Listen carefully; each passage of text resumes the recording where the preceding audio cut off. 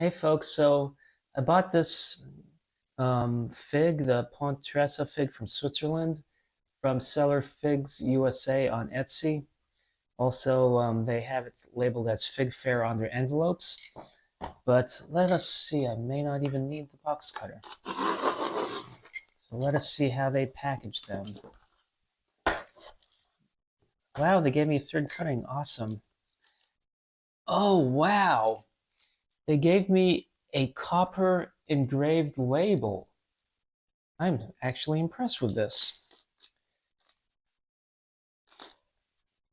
So that is so nice of them to do because I have cuttings of different kinds and it's tricky trying to keep them in order, but check out how they package them. Um,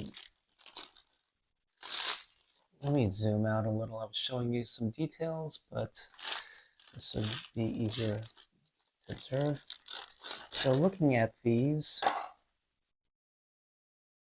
they are moist. I think they were treated with something to keep them from molding over. And when you look at them, they don't, they're not waxed or anything, but they were in a bag to stay dry and everything. And I know which side's up. When you see that, that's the leaf node, and right above there, there's some little thing, and that typically is the side up.